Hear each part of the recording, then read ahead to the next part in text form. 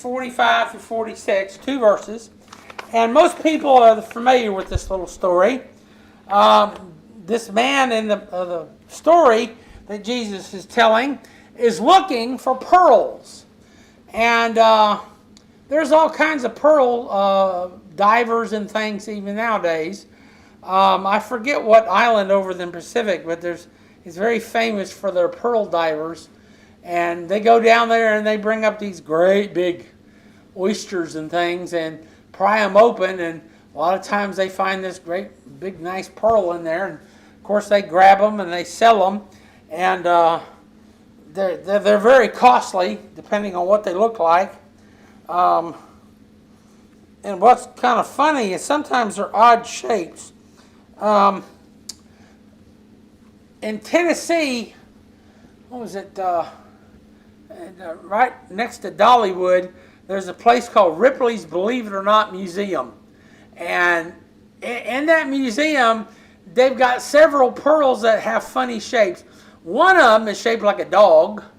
They have another one that's kind of shaped like an apple. Then there's another one that's, they say is shaped like a cat. I guess to go with the dog one, but it didn't look much like a cat to me. But, you know, whatever. People pay their $5 or whatever to go through there, and they see all kinds of things. Sometimes I think some of that stuff is kind of fakey, but, you know, whatever.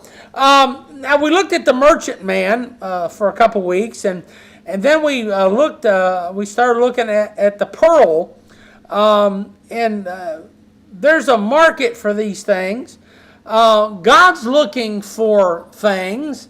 There's all kinds of people in the Bible that seek for things. One of the things people seek after is treasure. Of course, a pearl is a treasure. There's an outfit out there in the west of the United States, and they're looking for Inca treasure. They feel like the Incas had this lost city of gold. No one's been able to find the lost city of gold. So these people think, okay, well, maybe they just took all the gold and stuck it in a cave somewhere. So they're looking for this cave full of gold. You go up in Canada, and you can watch this on TV. The people, they go to this little island called Oak Island. And somewhere supposedly on Oak Island is all this vast treasure buried somewhere on there. And people have gone there and, you know, they dig up the island regularly. I've watched this thing for, I don't know, 10, 11 years. They haven't found any treasure yet. I've read on the internet yesterday that they found the Oak Island treasure. Okay, well, I'll have to look into that. I'm surprised that didn't get on TV yet. I think that would be big news. But who knows? Not that I trust the news people to report anything. But there's people that have looked for all kinds of things. You know, and sometimes they find what they want, and sometimes they don't find what they want. A lot of people have purposes that they're trying to fulfill in their life. An evil example of this is somebody like Mao Zedong over in China. He wanted to rule China. Well, he got the chance to rule China. Not many people in China appreciated what he did, certainly. But he did fulfill that goal in his life. Then some people, they have other goals that have benefited mankind, like the Wright brothers. They wanted to fly, so they invented a flying machine.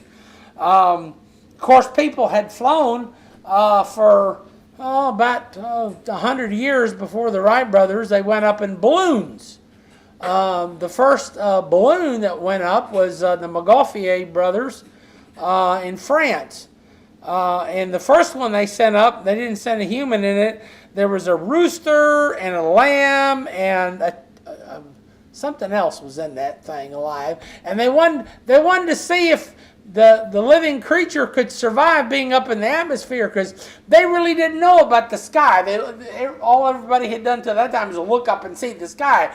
They didn't know how far the breathable atmosphere went. So when they set this balloon up, they kind of set these test animals, and when it came down, the little animals were just fine. They said, okay, now we can go up, and they built another one, and they went up. And the amazing part to me was these things were made of paper. Can you imagine going up in a big, huge paper balloon up in the sky? What if it had rained? That would have been bad. But that they went up. And some of the founding fathers, like on your bulletin, see Thomas Jefferson and John Adams, and I think Benjamin Franklin was in the crowd when they went up in that balloon, and they wrote about it years to come. So people have all kinds of goals, and sometimes they reach the goal, and sometimes they don't. This man in this story, he was looking for pearls, and he found this pearl of great price. Now, if you're looking for something, chances are you're active in your pursuit. You can sit around in a chair and tell people all kinds of things, you know? You can say, well, I'm going to do this, and I'm going to do this, and I'm going to do this. But until you get up out of that chair and you go do, or at least you try to go do what you said you was going to do, it ain't much good. It ain't much good at all. I mean, if I say I'm going to dig a ditch backside of the church yard there, I can talk about it all day long, but until I go get that shovel out of that shed and start digging a ditch, people aren't really going to take me seriously. Look at 1 Corinthians. Look at 1 Corinthians. Paul was a fella that pursued things for the Lord, and I thank God that he pursued things. 1 Corinthians 10. 1 Corinthians 10. 1 Corinthians 10 is a good chapter. It's one of my favorites. Let's look at verse number 30.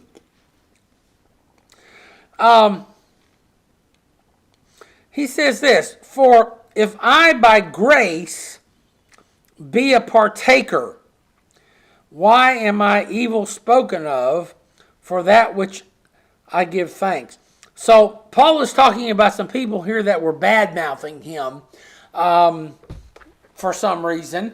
Even Paul really didn't understand why people would really object to what he was doing.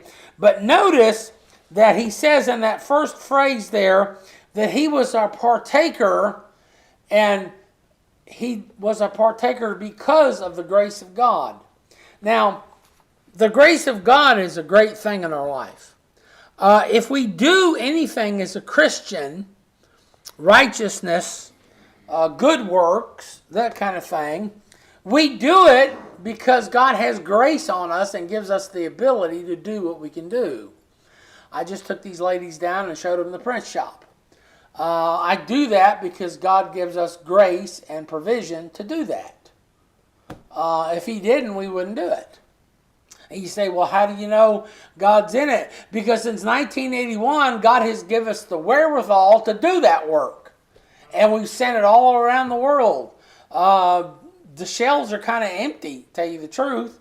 I've seen the time when I had so many tracts and bundles of tracts, I couldn't fill them all on the shelves. I had to put them in a box somewhere. And I didn't show you there's big shelves on the end of the building. If you look up on one end, you will see cases marked with tract, and there's a bunch of tracts just sitting on the shelf up there.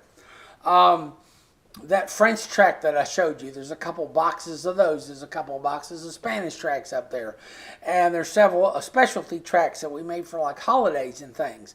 And, come Christmas time, I'll pull the Santa Claus one down and several others. And come Easter time, I'll pull the Easter one down. And I have a couple for Halloween that I'll pull down. And we'll try to give those to the people and let them put out the tracts. There's a couple boxes of church tracts up there.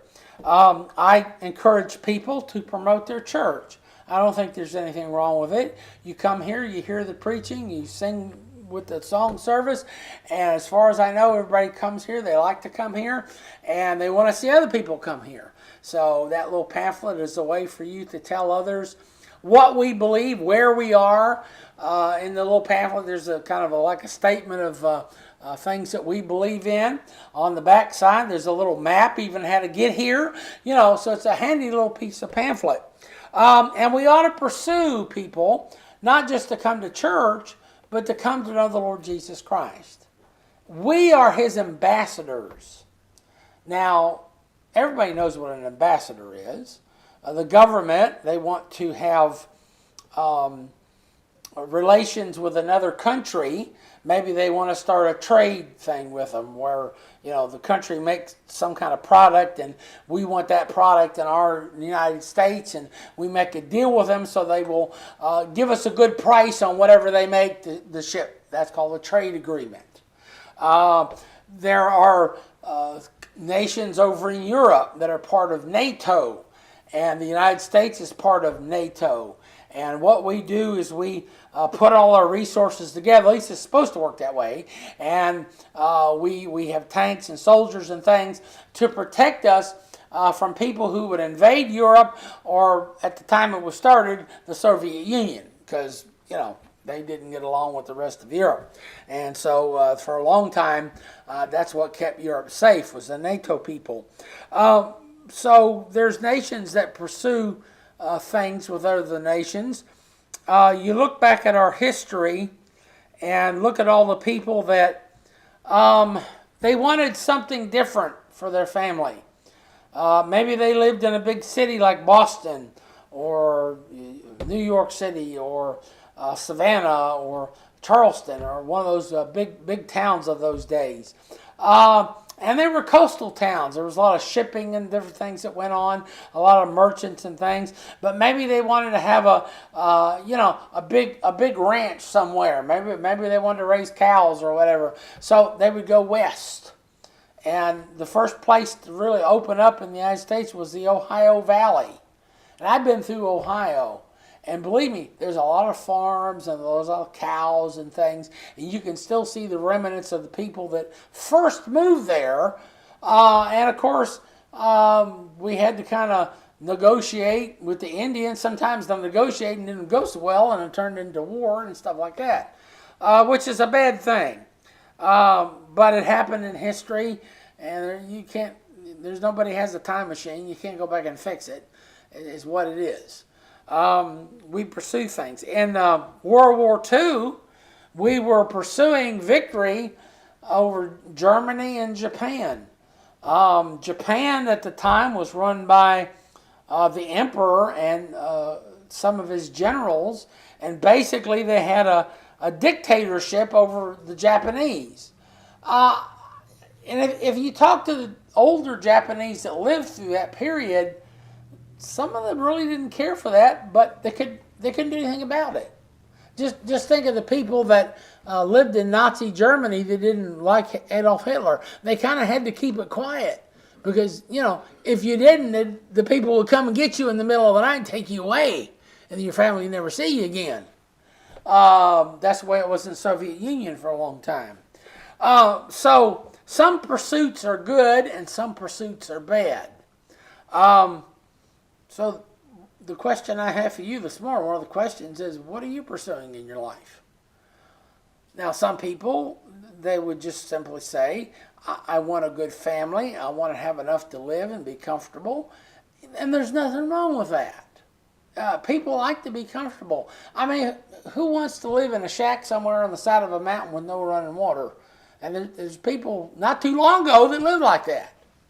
But most places you go, they got hot and cold running water, and they got city sewer, and they got, some kind of police or sheriff or something that protects the community. And that's a great thing. We live in a good country, a country that for the most part is run well. Now, you watch TV and you watch this show and you watch this bunch of people and they give their opinions about this and that and the other. To tell you the truth, most of the government does not change when people get elected to the office.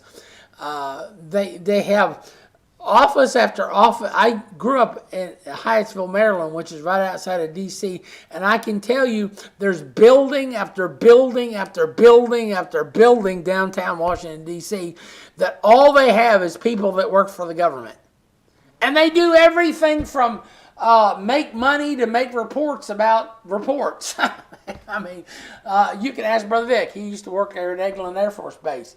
And that's what he did. He made reports about, I don't know, reports about reports, I think, didn't you, brother? I mean, it did something. And all of it has to be done by somebody. And not all those people were elected. They were hired by the government hiring office or whatever does that kind of function in the government. And my daddy, he was a steam fitter. He worked at Andrews Air Force Base for over 30 years. I remember when he retired, he had worked there for 30 years working on the heat and the hangars and all the buildings at Andrews Air Force Base. That was his job. Somebody had to do that job. Because how would you feel if you were some Air Force pilot, and you were fixing to go take your plane out, you and your crew, and you went in your hangar, and it was like an ice box in there. You wouldn't like that. You'd want to be warm because you had to get the plane ready, and you had to do stuff and have meetings about what you were going to do and how you were going to do it. So he would make sure that all the buildings had heat and, back in the days were AC fans, and then he worked on the AC stuff. I remember when he went to school to study air conditioning. And bless my daddy, he never made it past the 8th grade. And he would come down and knock on my room. I lived in the basement of the house, and he would come in and knock on my door. And there was a desk right outside the door. And there had 2 chairs.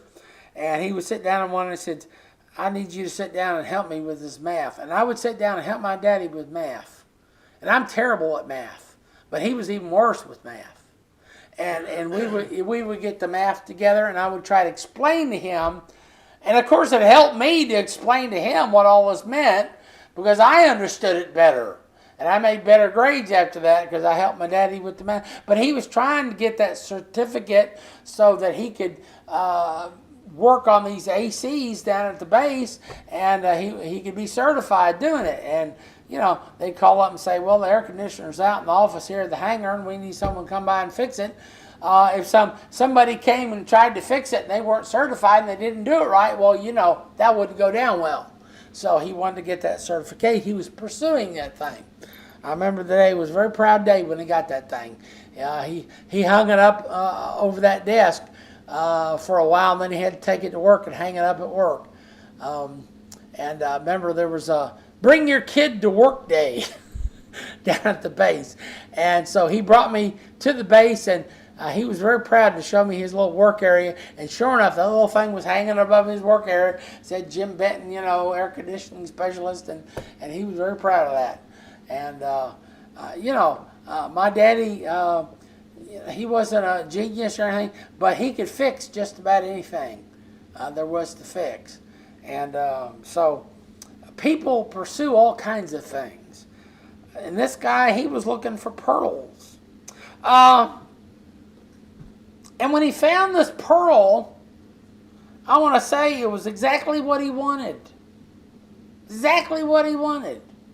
How many times have you looked for something, like you went to the grocery store and you were looking for something and you couldn't find exactly what you wanted? Have you ever done that? Sometimes it's frustrating. So you get something that's sort of similar, and you bring it home and you make it, and you say, well, this is exactly what I wanted. You eat it anyway because you paid for it, but, it's like you're disappointed.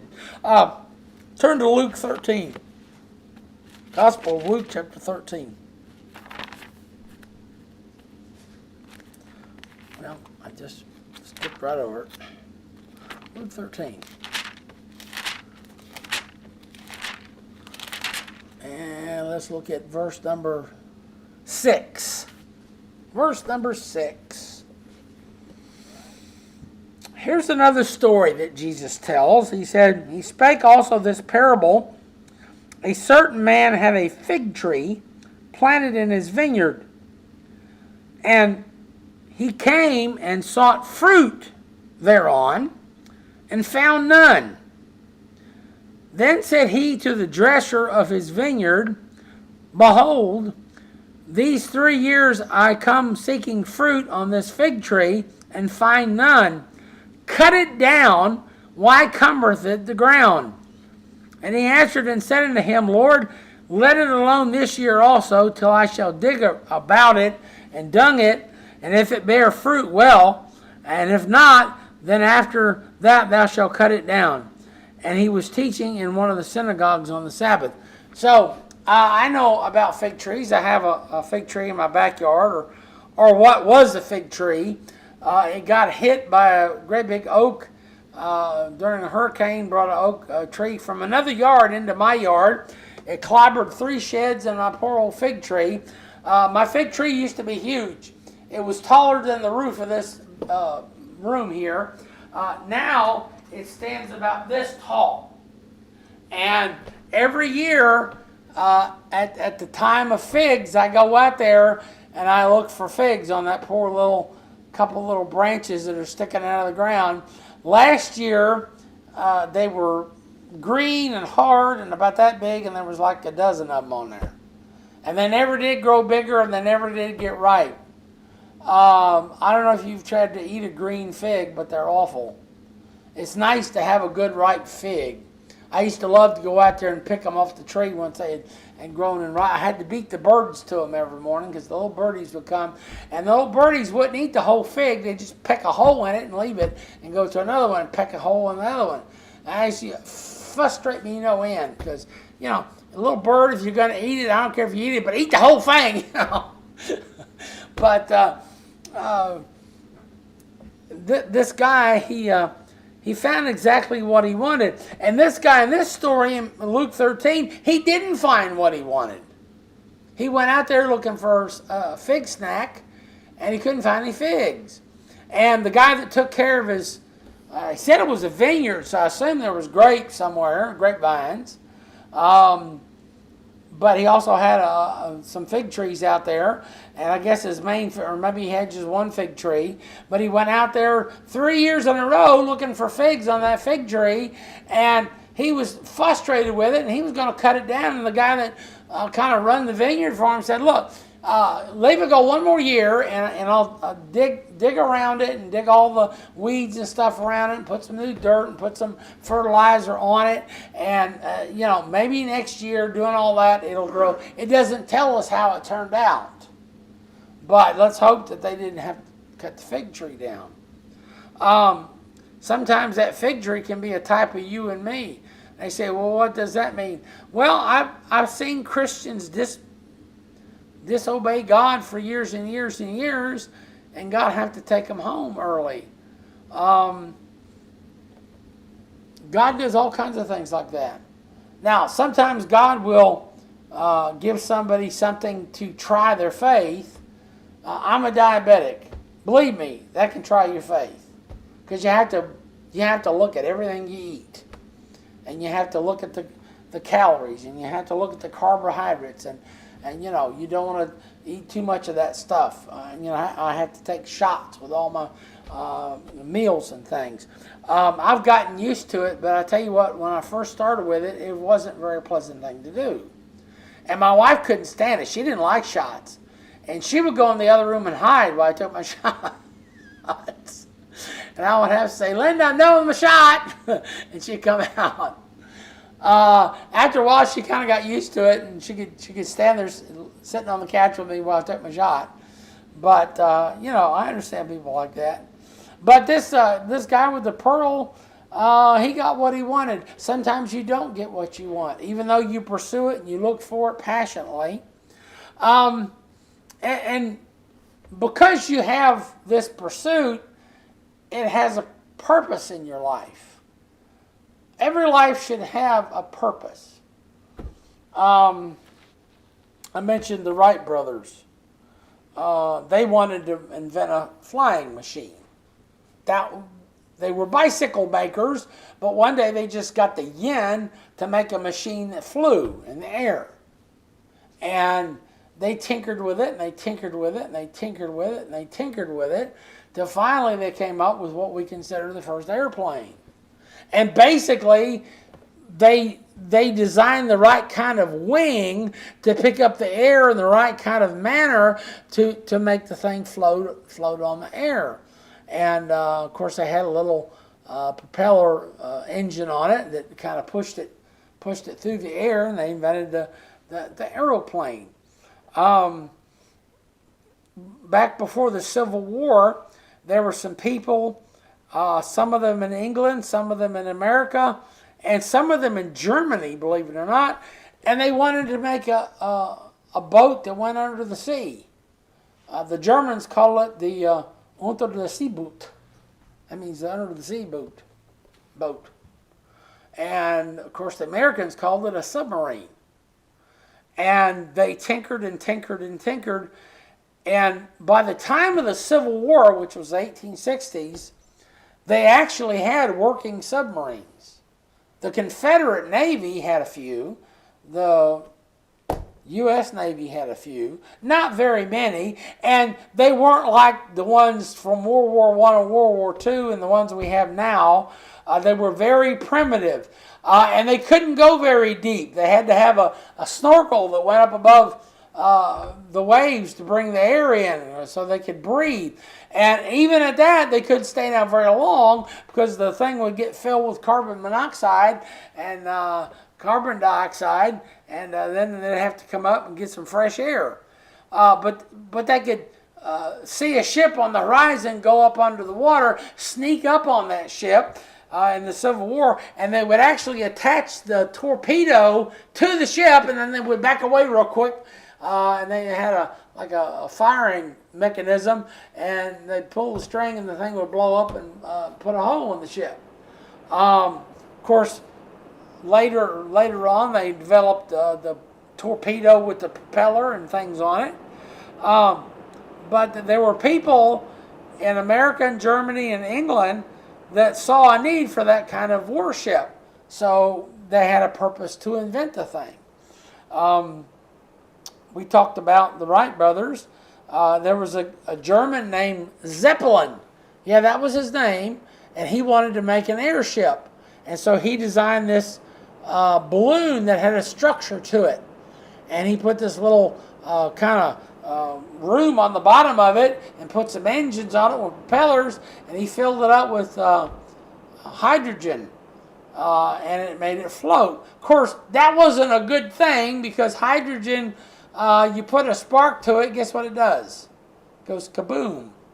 And you've probably seen those pictures of the German Zeppelin that came and landed at New York, and lightning struck it or something, and of course the Hindenburg, it blew up.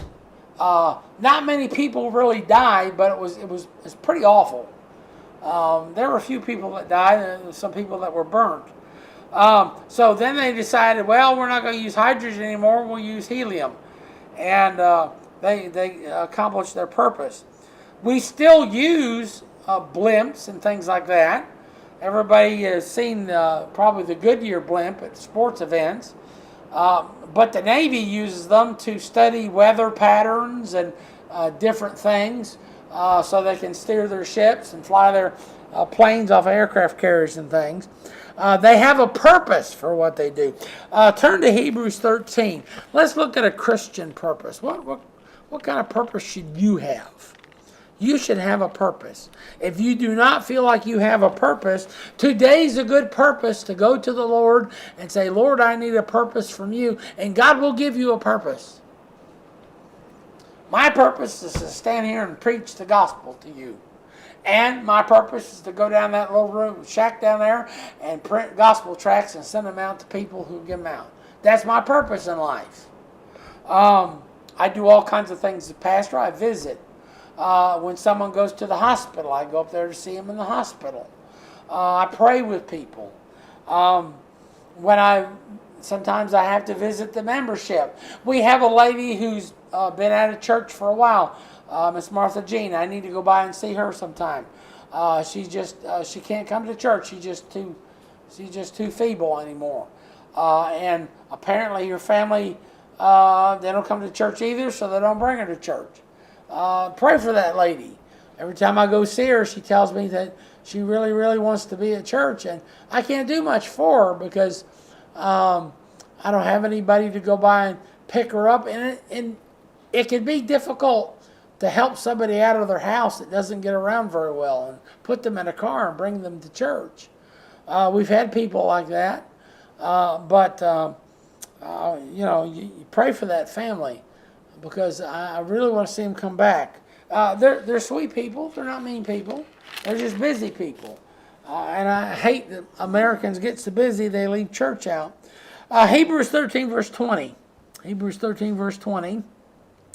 It says, now the God of peace that brought again from the dead our Lord Jesus, that great shepherd of the sheep, through the blood of the everlasting covenant. Now I want you to notice that God, he's called the God of peace. That's one of his purposes that God has. And when he sent the Lord Jesus Christ, his purpose was to make a way for sinners to come to God. God's a holy God. God's a sinless God. And we have to have the Lord Jesus Christ to come to him. And notice that he did it so that he could save us, and then he wants to be our shepherd. It's like we're part of his flock. Shepherds, they feed their flock, they protect their flock. If they get fleas, they treat them for fleas. A shepherd does all kinds of things. Well, Jesus does all kinds of things for us. And we need to depend on him. That's one of his purposes, is so that we can depend on him. I know people that, for some reason, they don't want to depend on the Lord. You know what? I confess to you, I depend on the Lord every single day. I get in the car to come to church, and I'm praying all the way to church, because have you seen the way people drive? I want to get here safe. I depend on the Lord to get me here safe. I depend on the Lord to take me home safe. I depend on the Lord to keep me safe at home. Next week is the 4th of July. That means in my neighborhood they're going to be popping firecrackers from now till the middle of July. They just don't do it one day. They want a whole month of firecrackers. Well, my poor little cat, poor little thing, she'll live under the couch for a month because she's scared. And I tell you the truth, you'll be sitting there reading or something and bang, like, oh boy, So have a good purpose in your life. We're going to look at this some more next week. We're out of time.